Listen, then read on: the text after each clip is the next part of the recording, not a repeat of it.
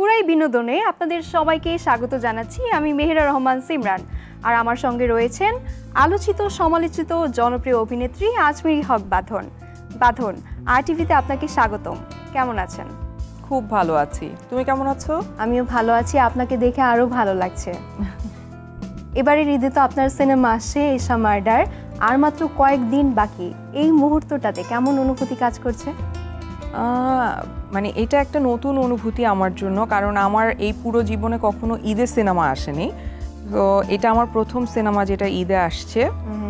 তো এটার জন্য একটা এক্সাইটমেন্ট তো কাজ করছে, প্রেশার কাজ করছে যে কীভাবে প্রমোশন করব, কিভাবে হলে দর্শক আসবে, সেই প্ল্যানিং হচ্ছে, সেই অনুযায়ী মুভ করছি। এই তো।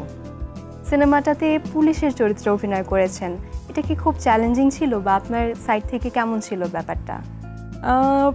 যেটা হয়েছে যে পুলিশের সাথে আমার কিছু তিক্ত অভিজ্ঞতা আছে। ঠিক আছে, আমি যখন আমি বিবাহিত ছিলাম, তখন আমার আসলে খুব সাফার করতে হয়েছে পুলিশের সাথে। থানায় আমার একটা খুব তিক্ত অভিজ্ঞতা আছে। তো এক ধরনের ইমেজ তো পুলিশকে নিয়ে আমার ছিলই আমার মাথায়। তারপরে উইথ টাইম এটা চেঞ্জ হয়েছে। তারপরে তারাই আবার আমার সাথে ভালো ব্যবহার করেছেন, এবং যখন আমার সাথে খারাপ হচ্ছিল তখনও কিছু ভালো পুলিশ অফিসার ছিলেন। সো আমি তাদের কাছে গ্রেটফুল যে তারা আমার খারাপ সময়টায়ও আমাকে সাপোর্ট করেছে, কারণ তাদের কাছে উপর মহল থেকে ফোন আসছিল। সো তারা অনেক কিছু করতে পারছিল না আমার জন্য, কিন্তু তারপরও করেছে। সো আমি ওই কথাগুলো মনে রেখেছি। হ্যাঁ, সো মনে রাখাতে যেটা হয়েছে যে এক ধরনের তো সহানুভূতি, এক ধরনের ভালো লাগা তো আছেই এই পুলিশের প্রতি। তো ওইটাকেই কাজে লাগাতে চেয়েছি। আর যখন পোশাকটা পরেছি সত্যিকার অর্থে, তখন এত নিজেকে এত প্রাউড ফিল করেছি, এত কনফিডেন্ট ফিল করেছি, এবং অনেক নিজের উপর মনে হয়েছে যে অনেক রেসপন্সিবিলিটি আমার উপরে। হ্যাঁ, তারপরে যখন ওরা আর্মসগুলো আমাদের হাতে দিত, দেন ওইটাও এক ধরনের একটা অদ্ভুত অনুভূতি। মনে হতো যে একটা অদ্ভুত শক্তি আসলে বডিতে চলে আসতেছে। হ্যাঁ, সো এগুলো ছিল। আর তারপরে তো সানি ভাইয়ের সাথে আমার খুব ইন্টারেস্টিং একটা গল্প আমাকে কাস্ট করা নিয়ে। সানি ভাই অনেক বছর আগে, প্রায় 6-7 বছর আগে, ওনার একটা ফিল্মের জন্য আমাকে অফার দেয়। সো সেখানে আমি ছিলাম হচ্ছে অ্যাসিস্ট্যান্ট আর কি, পুলিশ অফিসারই, বাট আমি অ্যাসিস্ট্যান্ট হিসেবে কাজ করছি। ওকে। তো আমি ভাইয়াকে বললাম যে ভাইয়া, আমি তো চাই যে বড় পর্দায় একটা ফিমেল লিডের সিনেমা আপনি বানাবেন, যেখানে মেইন ইনভেস্টিগেটিং অফিসারটা থাকবে হচ্ছে মেয়ে। তো যদি কখনো আপনি এরকম একটা ক্যারেক্টার লিখতে পারেন, আপনি তাহলে আমার কাছে আসবেন, আমি অবশ্যই করব আপনার কাজ। তো যখন সানি ভাই আমার কাছে এই ক্যারেক্টারটা নিয়ে আসে, আমি সানি ভাইয়ের কাছে এত গ্রেটফুল হয়েছি, বিকজ এটা কিন্তু অনেক বড় রিস্ক। আমাদের এখানে যেহেতু ফিমেল প্রোটাগনিস্টের সিনেমা ওই অর্থে হয়ই না, তারপরে আবার সেটা ঈদকে টার্গেট করে বানানো হয়েছে। যদিও গত বছর রিলিজ হয়নি, কিন্তু ঈদকে টার্গেট করেই কিন্তু বানানো হয়েছিল। সো সানি ভাই যে এই রিস্কটা নিয়েছে, এর জন্য আমি সানি ভাই এবং পুরো টিমের কাছে অনেক গ্রেটফুল, কারণ এটা অনেক বড় একটা স্টেপ যেটা সানি ভাই নেয়ার সাহস করেছেন, এবং পুরো টিম অনেক সততার সাথে কাজটা করেছে। যারা আমার কো আর্টিস্ট ছিল তারাও ভীষণ ভালো অভিনয় করেছে। সো ভালো লেগেছে আসলে। আর চ্যালেঞ্জের ব্যাপার যেটা বলছিলাম, ডেফিনেটলি এই ক্যারেক্টারটা আমার জন্য একদম ডিফারেন্ট, কারণ আমি আমার পুরো জীবনে কখনো পুলিশের ক্যারেক্টার করি নাই। তো এই জীবনে প্রথম আমি পুলিশের ক্যারেক্টার করছি। তো ওদের বডি ল্যাঙ্গুয়েজ, ওদের সাইকোলজি কি চলছে ভেতরে ইন্টারনাল অনেক কি বলবো, ইন্টারনাল অনেক পলিটিক্স আছে, তারপরে হচ্ছে এক্সটার্নাল প্রেশার, বাসার প্রেশার। সো সব মিলে আসলে সে কীভাবে ওয়ার্ক করে এইটা ফুটিয়ে তোলা পর্দায় সানি ভাই অনেক হেল্প করেছে। উনি প্রতিটা ডায়ালগ ধরে ধরে আসলে কাজ করেছেন। তো এই তো, এখন আমি চাই যে দর্শক আসলে হলে এসে সিনেমাটা দেখুক এবং অ্যাপ্রিসিয়েট করুক। অ্যাজ ইউজুয়াল যে ক্যারেক্টারগুলো হয় সেটা তো খুব সহজে চরিত্রে ঢুকে যাওয়া যায়, কিন্তু যখন পুলিশের চরিত্রের জন্য নিজে প্রস্তুতি নিচ্ছিলেন, তখন কেমন হয়েছে যে খুব পুলিশের সিনেমা দেখছিলেন, বা ওই প্রস্তুতির সময়টা কেমন ছিল আসলে? হ্যাঁ, ডেফিনেটলি আমি অনেকগুলো ফিল্ম দেখেছি যেখানে ফিমেলরা পুলিশ ইন্সপেক্টরের ক্যারেক্টার করছে এরকম। তো এটা সানি ভাই সাজেস্ট করেছিল, আমি দেখেছি, তারপরে আমি ফাইটের ট্রেনিং নিয়েছি প্রায় 1.5-2 মাস আমি ফাইটের ট্রেনিং নিয়েছি আমার বডি ল্যাঙ্গুয়েজটা ঠিক করার জন্য, মুভমেন্ট ঠিক করার জন্য। আর সামান্য একটু ফাইটও আছে এখানে, মানে নর্মাল আর কি, খুবই অ্যাকশন ফিল্মের মতো ফাইট না, বাট এটা একটা সাধারণ মানে কি বলবো, সাধারণ ঘটনায় যেই ধরনের ফাইট হতে পারে এরকম ফাইট আছে। আর এই তো। আচ্ছা, সিনেমাটাতে আমরা দেখেছিলাম যে একটা দৃশ্য এমন আছে যে মেয়েদেরকে খুন করা হচ্ছে, পাশাপাশি ধর্ষণও করা হচ্ছে। তো যখন আপনি এই গল্পটা পড়ছিলেন, যখন শুটিং করছিলেন, যখন এই কেসগুলোকে স্টাডি করছিলেন, তখন কি ভিকটিমদের জন্য আপনার ভিতরে কোনো অনুভূতি, মায়া এগুলো কাজ করছিল? হ্যাঁ, ডেফিনেটলি। আমি তো এমনিতেই আসলে অনেক সেন্সিটিভ মানুষ, আমাকে এগুলো সবসময় পীড়া দেয়, সমাজের এই অসঙ্গতিগুলো আমাকে পীড়া দিতেই থাকে। এবং আমি, তুমি খেয়াল করেছো, তুমি আমার সাথে ফেসবুকে আছো, যে আমি আসলে সবসময় ভোকাল এগুলো নিয়ে। হ্যাঁ, তো আমি অনেক সেন্সিটিভ, আমি এগুলো নিয়ে অনেক আপসেট হয়ে যাই। তো যখন আমি এই কাজটা বা স্ক্রিপ্টটা যখন আমি পেয়েছি, তখন আমি আসলে একবারে রাজি হয়েছি যে না, আমি আসলে কাজটা করতে চাই। তো দেখা যাক এখন মানুষ পছন্দ করে কিনা। যেই মুহূর্তটাতে প্রথম দিন শুটিং সেটে পুলিশের ড্রেসটা পরলেন, সেই মুহূর্তটাতে অনুভূতিটা কেমন ছিল? অসাধারণ। আমি বললাম না যে পুলিশের ড্রেসের ভেতরে কিছু একটা আছে, যখনই আমি ওইটা পরছি খুবই কনফিডেন্ট লাগছে, খুবই মনে হচ্ছে যে আমার একটা দায়িত্ব আছে, এবং নিজের ভেতরে এক ধরনের শক্তিও অনুভব করছিলাম আমি। সো ওইটা মানে ওইটা পড়ার পরে না, আমার সত্যি আমার হাঁটা, আমার কথা বলা, আমার মুভমেন্ট সব কিছু চেঞ্জ হয়ে যেত। সবাই বলতো যে কি ব্যাপার, তুমি পুলিশের ড্রেস পরে একদম পুলিশ ভাব করছো। আমি বললাম যে এটা অটোমেটিক হচ্ছে আসলে। আচ্ছা, আর পুলিশের পোশাকটা বা পুলিশের পেশাটা খুবই দায়িত্বশীল একটা পেশা। আপনার কাছে কি মনে হয়, বাংলাদেশে যে পুলিশরা আছে তারা কি তাদের পুলিশের দায়িত্বটা ঠিক মতো পালন করে কিনা? সব সময় তো করতে পারে না, কারণ তাদের বিভিন্ন রকমের প্রেশার থাকে। সো যেটা হয় যে দলীয়করণ হয়ে যায়, তারা তাদের দায়িত্ব থেকে সরে যায়, যেটা আমরা দেখেছি জুলাইয়ের গণ অভ্যুত্থানের সময়, যেভাবে আসলে পুলিশ ছাত্রদের উপরে গুলি চালিয়েছে, যেটা খুবই অনৈতিক কাজ ছিল, যেটা অন্যায্য ছিল। তো এরকম কাজ তো করেছে, কিন্তু আবার এইটাও আমি বলতে চাই যে যারা আসলে সৎ আছেন, যারা আসলে নিজের দেশকে ভালোবাসেন, নিজের পেশাটাকে ভালোবাসেন, তারা কিন্তু আবার ডেডিকেটেড আছেন। তো এটা কখনোই কোনো কিছু সাদা বা কালো হয় না, সবসময় সব কিছুর মধ্যে কিন্তু কিছু গ্রে পার্ট থাকে। তো আমরা যদি ঢালাওভাবে বলে দিই যে পুলিশ খারাপ, সেটাও ভালো না, আবার আমরা এটাও বলতে পারছি না যে পুলিশ খুবই ভালো, মহান। তো সব কিছুর মধ্যে ভালো খারাপ আছে। তবে যদি পুলিশের মানে শান্তি শৃঙ্খলা বাহিনীকে দলীয়করণ করা না হয়, তাহলে সেটা ভালো দেশের জন্য, দেশের আইন শৃঙ্খলা রক্ষার জন্য ডেফিনেটলি এটা ভালো। আপনি যখন আন্দোলনে দাঁড়িয়েছিলেন জুলাই সময়, তখন কি পুলিশের পক্ষ থেকে আপনাকে কোনো হেনস্থা করা হয়েছিল বা এমন কোনো সিচুয়েশন ফেস করেছেন কিনা তখন? আমাকে বিভিন্ন মন্ত্রী পর্যায়ের মানুষরা ফোন করেছিল আমরা যাতে আসলে না যাই প্রোটেস্টটা, আমরা যেদিন প্রোটেস্ট করেছি ওই প্রোটেস্টটা যাতে না হয়। আমাদের কলিগদেরকে নানান রকমের সংস্থা থেকে ফোন আসছিল, যেখান থেকে নিষেধ করা হচ্ছিল আমাদের প্রোটেস্টটা করার জন্য। এবং যেদিন প্রোটেস্টে আমরা যাই, সেদিন সকালবেলা আমরা আমাদের মানিক মিয়া এভিনিউতে দাঁড়ানোর কথা সংসদ ভবনের সামনে।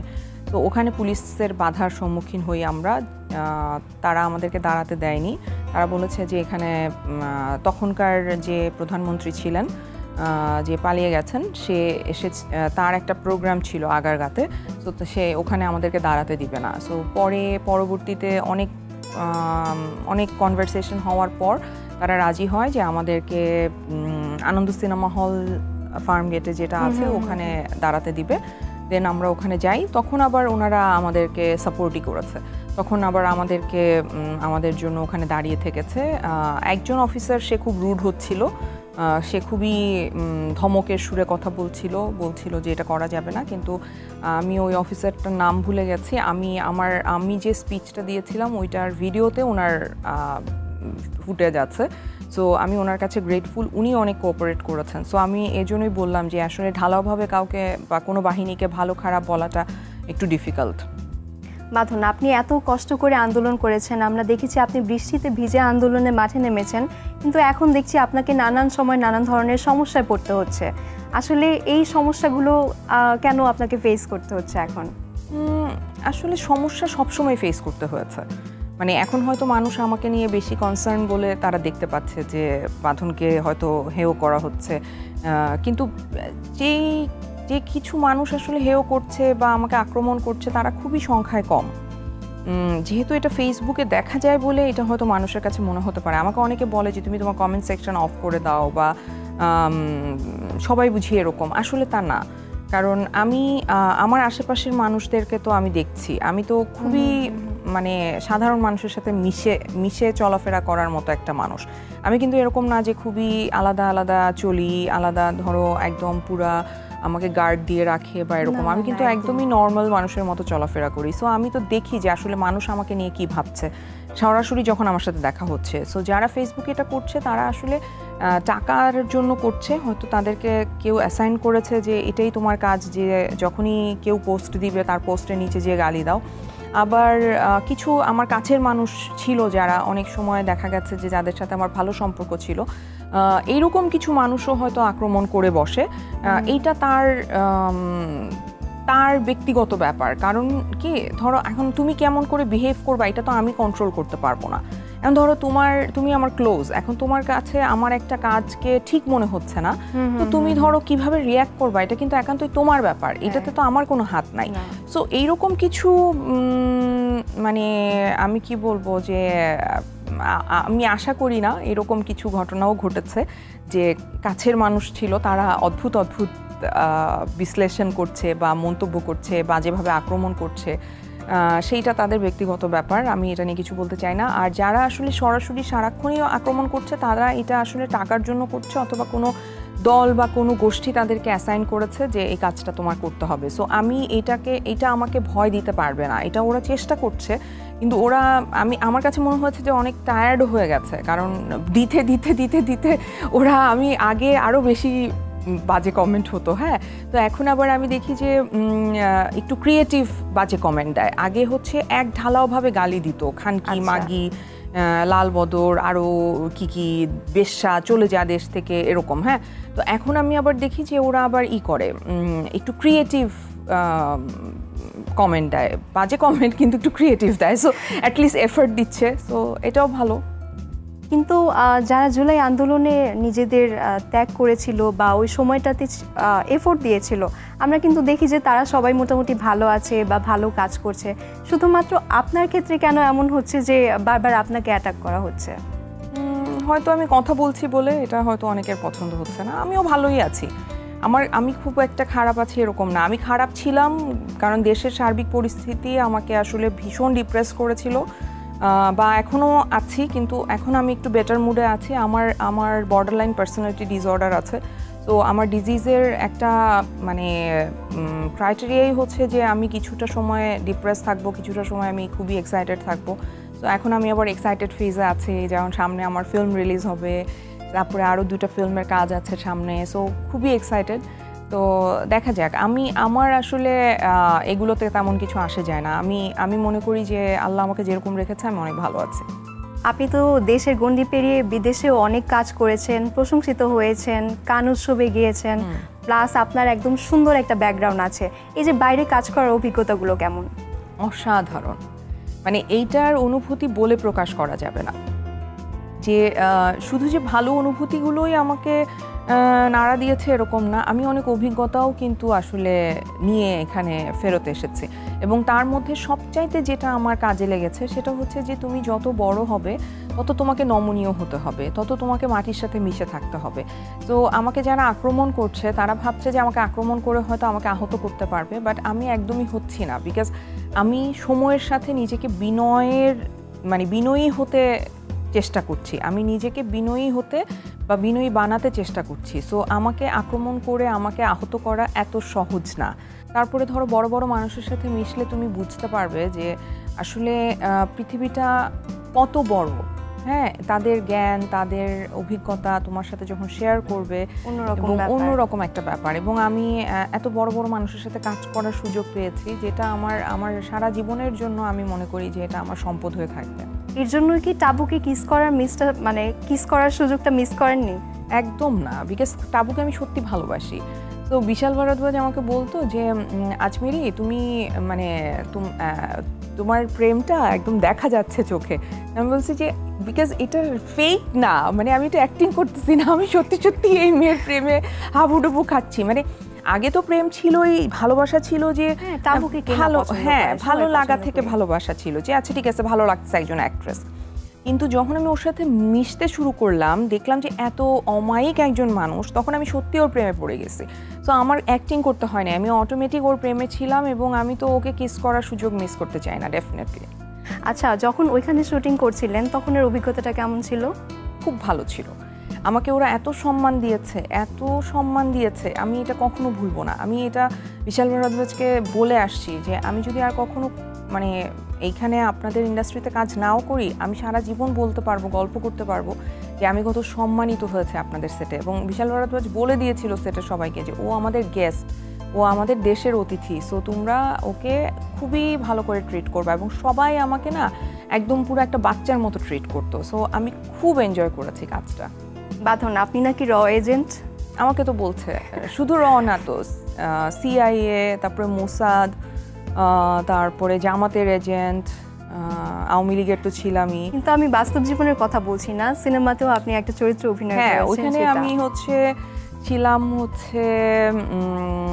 আমাদের এনএসআই এর থেকে গিয়েছি, বাংলাদেশের গোয়েন্দা সংস্থা থেকে। তো ওখানে গিয়ে আমি রয়ের সাথে কাজ করেছি। তো তারপরে আমি আরও অন্য আরেকটা সংস্থায় জয়েন করি। এরকম এই যে আপনাকে কমেন্টকারীরা বিভিন্ন এজেন্টের মানুষ বানিয়ে দিচ্ছে, এই ব্যাপারটা আপনি কেমন এনজয় করছেন? এনজয় করছি না, আমি খুবই বিরক্ত। বাট জিনিসটা হয়েছে কি, মানে আমার আউটবার্সটা হয়েছে বিকজ অফ মানে একটাতে স্টিকও করছে না। মানে জিনিসটা হচ্ছে যে একটা থেকে আরেকটা, একটা থেকে আরেকটা, একটা থেকে আরেকটা। তো আমি কয়টা আসলে হ্যাঁ বলেই যাচ্ছে। তো একটা জায়গায় তো ফুল স্টপ করতে হবে বেসিকলি। তো এখন একটু বলা কমিয়েছে, কারণ যখন আমি এটা নিয়ে ওপেন হয়েছি তখন ওদের কাছে মনে হয়েছে যে এটা নিয়ে আর ওকে বুলি করে লাভ হচ্ছে না। তো এখন আবার ক্রিয়েটিভ কমেন্ট করছে অন্যরকম। আচ্ছা, একটা সময় যখন দেশের নায়িকারা বাইরে কাজ করতো তখন কিন্তু খুব প্রশংসনীয় হতো। যেমন আমি যদি বলি চিত্রনায়িকা ববিতার কথা, তাকে কিন্তু ইন্টারন্যাশনাল খ্যাতিসম্পন্ন নায়িকা বলা হয়। কিন্তু যখন আপনি কাজ করছেন বা আমাদের দেশের অনেকেই কাজ করছেন, আপনার ক্ষেত্রেই বলি, আপনাকে কেন তখন সেই সম্মাননাটা দেওয়া হচ্ছে না? দিচ্ছে, আমি কিন্তু পাচ্ছি। I am happy with that. বা আপনাকে আন্তর্জাতিক খ্যাতিসম্পন্ন নায়িকা কেন বলছে না, বা এই বলে এটা বলে, অত বলে না, আর অত হয়তো আমিও বলতে চাই না, এটাও একটা ব্যাপার। আমিও এটাকে এত হাইলাইট করতে চাই না। আমি যখন ইন্টারভিউসগুলো দেই তখনও হয়তো আমিও এটাকে এত হাইলাইট করতে চাই না। আমি আসলে আমার দেশকে অনেক ভালোবাসি এবং আমার দেশের ডিরেক্টরদের সাথেই বেশি কাজ করতে চাই। আমি দেশের বাইরে হয়তো 2-1টা কাজ করতে পারি, কিন্তু আমার দেশের প্রচুর ভালো ডিরেক্টর আছে যাদের সাথে কাজ করা আমার এখনও বাকি। আমি যাদেরকে সারাক্ষণ নক করতে থাকি, আমাকে নাও, কাজে নাও। তো তাদের সাথে আমি কাজটা বেশি করতে চাই, কারণ আমি আমার দেশকেই সবসময় রিপ্রেজেন্ট করতে চাই। বাইরের কাজ তো করতেই পারি, 2-1টা কাজ করতেই পারি, কিন্তু এরকম না যে ওইটাকেই ফোকাস করতে হবে আর কি। ওকে, আমাদের দেশে অনেক আলোচিত একটা সিনেমা হয়েছে মুজিব, সেই সিনেমায় কখনো অভিনয়ের জন্য ডাক পেয়েছিলেন কিনা? হ্যাঁ, অবশ্যই ডাক পেয়েছিলাম। আমি অডিশনও দিয়েছিলাম, তারপরে আমাকে রিজেক্ট করা হয়েছে। আচ্ছা, তো তখন কি খারাপ লেগেছিল, নাকি এখন মনে হচ্ছে যে ভালো হয়েছে যে সিনেমায় তখন কাজ যখন আমি করে? ওইটা ট্রেলার দেখেছি তখনই আমি ভেবেছি যে আলহামদুলিল্লাহ আমি এরকম একটা সিনেমায় কাজ করি নাই, ট্রেলার দেখার পরই। আর সিনেমাটা দেখার পরে তো আরও মনে হয়েছে, বিকজ আমি একটু এটা নিয়ে বলতে চাই। এখানে শুভ এত ভালো অভিনয় করেছে, ও এত চেষ্টা করেছে, যেটা কিন্তু একদম স্ক্রিনে দেখা যাচ্ছে। হ্যাঁ, এবং বাকি যারা অভিনয় করেছে তারা সবাই প্রত্যেকের জায়গা থেকে চেষ্টা করেছে, ভালো করেছে। কিন্তু এখানে যে প্রচুর টাকার আসলে মানে কি বলবো গোজামিল দেওয়া হয়েছে, যত টাকার বাজেট বলা হয়েছে সেই অনুযায়ী যে কাজটা হয় নাই, সেটার জন্য আমি আসলে খুবই আপসেট হয়েছি। কারণ এই ধরনের কাজ আমরা আসলে আশা করি নাই। হ্যাঁ, একটা মানে বঙ্গবন্ধু শেখ মুজিবুর রহমানকে নিয়ে একটা সিনেমা বানানো হচ্ছে এবং সেই সিনেমায় এই ধরনের আসলে টেকনিক্যাল কাজ করা হয়েছে, যেটা খুবই হাস্যকর। হ্যাঁ, সো ওই জিনিসগুলো আমাকে অনেক পীড়া দিয়েছে। কিন্তু আমি মানে খুবই সাধুবাদ জানাই শুভকে যে ও এত এফর্ট দিয়েছে। কিন্তু শিল্পীদেরকে যে প্রবলেমগুলো ফেস করতে হচ্ছে এখন, সেটা আপনি কিভাবে দেখছেন এই স্বাধীন দেশে? এটা তো খুবই খারাপ, এটা খুবই খারাপ। কারণ একজন শিল্পী সে সে তার যে কোনো চরিত্র করার অধিকার রাখে, সে যেই চরিত্রই হোক না কেন, সে শিল্পী হিসেবে যে কোনো চরিত্র করতে পারে। এবং তাকে যদি সেই চরিত্র করার জন্য কেউ হ্যারাস করে বা বুলি করে, সেটা অত্যন্ত নিন্দনীয় এবং আমি এর তীব্র প্রতিবাদ জানাই। আপনি একটা কমেন্টে বলেছিলেন আপনি যে 2018 থেকে 24-এ যে নির্বাচনগুলো হয়েছে তখন আপনি অনেক কিছু দেখেছেন। এই সময়ের কথাগুলো কি মনে আছে যে আসলে কীরকম ধরনের অপরাধ হয়েছে বা কীভাবে নির্বাচনগুলো হতো? সেটা নিয়ে আমি এখন কথা বলতে চাচ্ছি না, কিন্তু ডেফিনেটলি যেই ঘটনাগুলো ঘটেছে অনেক কিছু আমার চোখের সামনে ঘটেছে এবং আমি দেখেছি। আচ্ছা, আপনার ঈদের সময়টা কেমন কাটে সব সময়? সব সময় তো নর্মাল, যে ধরো ঈদের দিন সকালবেলা উঠবো, আব্বু আম্মুর সাথে সকালের খাবারটা খাবো, তারপরে আম্মু হয়তো মানে গরুর মাংস রান্না করার আগে কলিজা রান্না করে, তারপর ব্রেইনটা রান্না করে, সো ওইটা দিয়ে আবার খাবো, আবার দুপুরে খাবো, এইগুলাই, তারপর ঘোরাঘুরি করবো। কিন্তু এইবার একটু বাড়তি উত্তেজনা, এবার হল ভিজিট করবো, সো এটা হ্যাঁ, এটা খুবই। ঈদ সালামি নিয়ে কোনো ঘটনা মনে আছে যে ছোটবেলায় সালামি পাওয়ার জন্য খুব দুষ্টুমি করেছেন বা কিছু? আমি কিন্তু অলওয়েজ সব কিছুতে সব জায়গায় লিডার ছিলাম। মানে আমি আমার স্কুল জীবনে সারা জীবন ক্যাপ্টেন ছিলাম, ক্লাস ক্যাপ্টেন। ইভেন মেডিকেলেও আমি ক্লাস ক্যাপ্টেন ছিলাম। মেডিকেল আমি যে কলেজে পড়তাম, বাংলাদেশ ডেন্টাল কলেজ, ওখানে কিন্তু আমি ক্লাস ক্যাপ্টেন ছিলাম অলওয়েজ। হ্যাঁ, আর ফ্যামিলিতেও আমাদের একটা কাজিন গ্রুপ ছিল, ওই গ্যাংয়েরও লিডার আমি ছিলাম। সো আমার কাজ ছিল সকালবেলা আমার কাজিনদের সবাইকে একসাথে করে সবার বাসায় যাওয়া এবং জোর করে চিল্লি করে হচ্ছে সবাইকে জোর করে সালামি নেওয়া, যেভাবেই হোক সালামি নিয়ে আসতে হবে। এইটা হচ্ছে। এবং আমার মামার বাসা তখন ছিল রায়ের বাজার পুলপাড়ে। সো এখন ওই বাসাটা নাই, আমি খুব মিস করি ওই বাসাটা। 3 তলা একটা বাসা ছিল, 3 তলায় আমার 3 মামা থাকতো। সো আমি যখন গেট দিয়ে ঢুকতাম, নিচতলায় যখন আমি কথা বলতাম, 3 তলার মামা জানতো যে আমি আসছি। সো আমি হচ্ছে এত লাউড হইচই পড়ে যেত। হ্যাঁ, সো ওইটা খুব মিস করি। আর বাসায় খাবার দাবার কি পছন্দ করে বাসায় সবাই ঈদের সময়টাতে? আম্মু রান্না করে, আমি তো করি না, আমি শুধু ডেজার্ট বানাই মাঝে মধ্যে। রান্না বান্না পারেন না? আমি রান্না পারি, যেটা পারি সেটা খুব মজা হয়, কিন্তু আমি করি না। আমি এত রান্নাতে মানে হয় না যে অনেকে রান্না করতে পছন্দ করে। আমি যতটুকু দরকার ততটুকু করতে পারি, কিন্তু আমি যেহেতু আমার মা বাবার সাথে থাকি, আমার রান্না করতে হয় না, আমার মাই রান্না করে। সো আম্মুর রান্না করা খাবারই খাই। আর আমার বাসায় রান্নাই হয় না, আমার বাসায় অনেকগুলা মানে বার্নার আছে, কিন্তু আমার বাসায় রান্না হয় না। তো আর ডেজার্ট বানাই মাঝে মধ্যে, ওইটা আমার পছন্দ, আমি নিজেও খেতে পছন্দ করি আর খাওয়াতেও পছন্দ করি। এই তো। ঈদের সময়টায় হচ্ছে আপনার মেয়ের সঙ্গে কেমন সময় কাটে বা কেমন কাটছে?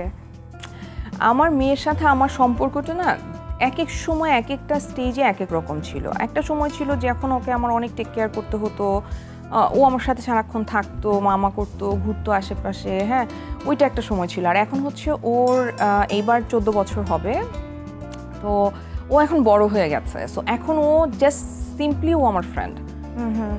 সো আমরা যেমন সব কিছু শেয়ার করতে পারি, আমরা একসাথে অনেক এনজয় করি, আমরা নানান রকম কথা বলি।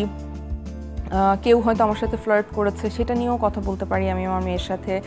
তারপর ও আমাকে নানান বুদ্ধি দেয়, যেমন আমি কি কাপড় পরবো, আমি কোন কাপড়ের সাথে কোন জুয়েলারি পরবো, কোন জুতা পরবো, এগুলো সে এখন ঠিক করে দেয় আমাকে, বাসা গুছায় রাখে। একদম বেস্ট ফ্রেন্ড টাইপ সাপোর্ট পাচ্ছেন একদম। এবং ওর পড়াটাও নিজে পড়ে, এটা খুব ইম্পর্ট্যান্ট। আমি দেখতে পারি না ওর পড়ার সময়টা আমি দিতে পারি না যে ওকে সব সময় আমি টেক কেয়ার করবো। ও নিজেই পড়ছে এবং মাশাআল্লাহ খুব ভালো রেজাল্ট করে। তো ও আমার জীবনে একটা আল্লাহর রহম, এবং সেই রহমটা দিনে দিনে বাড়ছে আসলে, যে যত দিন যাচ্ছে ও তত আমার জীবনের আরও গুরুত্বপূর্ণ অংশ হয়ে যাচ্ছে। সিঙ্গেল মাদার হিসেবে চ্যালেঞ্জ ফেস করছেন কিনা? প্রথম দিকে অনেক করেছি, এখন খুব একটা করছি না, এখন আমাদের অভ্যাস হয়ে গেছে। মাঝখানে একটা ইন্টারভিউতে মনে হয় শুনছিলাম বিয়ে শাদী করার প্ল্যানিং করছেন। আমি তো খুব প্ল্যান করেছিলাম, এখনো করে আছি, কিন্তু কেমন ছেলে পছন্দ? কিন্তু ছেলে পাচ্ছি না। এ কোনো কথা আজমেরি হক বাঁধন ছেলে পাচ্ছে না? আমি ছেলে পাচ্ছি না, সত্যি আমি অন স্ক্রিন বলতেছি আমি ছেলে পাচ্ছি না। আপনি মাত্র একটা পোস্ট দিলে দেখবেন লাইন লেগে গেছে ছেলেদের। না ছেলে পাচ্ছি না, বিকজ আমার মনে হয় আমাকে দেখে সবাই ভয় পায়, তো ছেলে পাচ্ছি না। আমি আসলে আমার জীবনের একজন পার্টনার চাই, একজন সঙ্গী চাই, যে আমার এই দুর্গম পথটায় আমার পাশে আমার হাত ধরে হাঁটবে। এখন তার পথও আছে, তার পথে সে হাঁটবে, আমি আমার পথে হাঁটবো, কিন্তু আমরা দুজনের সাথে থাকবো, এরকম একজন মানুষ চাই। এবং যে ডেফিনেটলি যাকে নারীবাদী হতে হবে, ফেমিনিস্ট হতে হবে। কারণ আমার এখন আর এই বয়স নাই যে এই বয়সে এসে আমি তাকে শেখাবো যে নারীর অধিকার নিয়ে কথা বলা সবার উচিত। তো এইটার সময় আমার নাই। সো যারা ফেমিনিস্ট না বা যারা আসলে নারী অধিকারে বিশ্বাস করে না, তারা প্রথমে নিজেদেরকে ডিসকার্ড করতে পারে। আর যারা এর মধ্যে আছে, যারা এরকম, তারা চেষ্টা করতে পারে। আমি খুঁজছি, এখনো খুঁজছি। যেমন একজন পার্টনার থাকলে কখনো ডেটে যেতে ইচ্ছে করে, কখনো বৃষ্টি পড়লে বৃষ্টিতে ভিজতে ইচ্ছে করে, বা একসাথে অনেক নানান কথা বলা, এই জিনিসগুলো লাইফে মিস করেন কিনা? মিস করি, লোনলি ফিল হয়? হ্যাঁ। আচ্ছা, আশা করছি আপনার এই লোনলিনেস কেটে যাবে এবং খুব দ্রুত ছেলে পেয়ে যাবেন, কারণ এই পোস্ট তো সবাই দেখবে। একদম। হ্যাঁ। আর এশা মার্ডারে একটু আসি, এশা মার্ডারে কোনো ডায়লগ মনে পড়ছে এই মুহূর্তে? ওইভাবে আলাদা করে তো কোনো ডায়লগ মনে পড়ছে না। মানে হিসাব বরাবর একটা ডায়লগ আছে ফারুক ভাইয়ের। ফারুক আহমেদ আমাদের খুবই গুণী অভিনেতা, সে আমাদের সিনেমায় আছে, আমার পুলিশ টিমটাই ছিল। তো উনি সব কথার মধ্যে বারবার বলে হিসাব বরাবর। তো এটা আমার কাছে খুব স্ট্রাইকিং ডায়লগ লেগেছে। আচ্ছা, আর বাঁধনকে যদি কেউ ব্যাড কমেন্টস করে, তখন বাঁধন পুলিশ হিসেবে কমেন্টকারীদের কি বলবে? এটা যার যার ব্যক্তিগত ব্যাপার। তাই এটা একটু পুলিশ স্টাইলে আপনাকে, মানে একটু পুলিশ স্টাইলে বলেন দর্শকদেরকে। এইভাবে তো বলতে পারবো না। পুলিশরা আসলে কি বলে তাদেরকে আমি জানি না, কারণ আমি কখনো পুলিশের সাহায্য পাই না এই ব্যাপারে। সো আমার কোনো আইডিয়া নাই যে একটা পুলিশ আসলে এই ধরনের কমেন্টকারীকে কি ধরনের কথা বলে। বিকজ আমাদের এত বুলি করা হচ্ছে সোশ্যাল মিডিয়ায়, আমি আশা করেছিলাম যে আমাদের আইন শৃঙ্খলা বাহিনীতে যারা আছে তারা এই ব্যাপারটাকে গুরুত্ব সহকারে দেখবে, কিন্তু দেশে আসলে এত কিছু হচ্ছে যে তাদের এইগুলো দেখার সময় আমার মনে হয় যে তাদের হয় না। কিন্তু এইটাও একটা গুরুত্ব সহকারে দেখার মতো বিষয় যে অনলাইনে যেভাবে বুলি করা হয় মেয়েদেরকে, বা যে কোনো পোস্টে গিয়ে যেভাবে বুলি করা হয়। আসলে সিনেমা এমন কোনো পার্ট আছে যেটা দর্শকের মনে আঁচড় কাটবে? অনেকগুলো পার্ট আছে। বা আপনার এই মুহূর্তে কোনোটা মনে পড়ছে? আমার মনে হয় দর্শকরা আসলে হলে আসুক, এসে দেখবে যে কোন পার্টটা তার কাছে সবচেয়ে ইম্পর্টেন্ট লাগছে। আমি আলাদা করে এখন তো বলতে চাই না। দর্শককে সিনেমাটা দেখার জন্য আমন্ত্রণ জানাতে চান কিনা? অবশ্যই। তো আমি এখানে বলবো। হ্যাঁ, এটা বলেন। সো প্রিয় দর্শক, যারা আমাকে ভালোবাসেন, যারা আমার সাথে জুলাই আন্দোলনে রাস্তায় ছিলেন, এবং যারা এখনও আমার পাশে আসলে আছেন, আমি মনে করি যে আমার অনেক বছরের জার্নি, যে জার্নিটা আমি একা করতে পারিনি, আপনারা সবাই আমার সাথে ছিলেন বলেই এই জার্নিটা করতে পেরেছি। এবং এই প্রথম আমার ঈদে সিনেমা রিলিজ হবে, আপনারা সবাই হলে আসবেন, হলে এসে সিনেমাটা দেখবেন, দেখে আপনার ভালো লাগুক খারাপ লাগুক আপনার প্রতিক্রিয়া জানাবেন। এবং ঈদে আরও অন্যান্য অনেকগুলো সিনেমা রিলিজ হচ্ছে, সবগুলোই দেখবেন, কিন্তু অবশ্যই এশা মার্ডার দেখবেন। তো আপনাদের আমন্ত্রণ রইল এবং ভালোবাসা আপনাদের জন্য। বাঁধন, এশা মার্ডারের জন্য আপনাকে অনেক অনেক শুভেচ্ছা। আমরা দোয়া করব আপনার সিনেমাটা যেন অনেক ভালো হয় এবং হিট হয়। আর আরটিভিতে আসার জন্য অনেক ধন্যবাদ। তোমাকেও ধন্যবাদ, আর আরটিভিকে ধন্যবাদ যে আমাকে ইনভাইট করেছে। আমি অনেক বছর পর আরটিভিতে আসলাম। আমি আগে রেগুলার এখানে রান্নার শো করতাম। সো আমার অনেক স্মৃতি এই স্টুডিওর সাথে, মেকআপ রুমের সাথে, এই জায়গাটার সাথে। সো তোমাদেরকে ধন্যবাদ। Thank you so much. আবার আরটিভিতে আসবেন। অবশ্যই।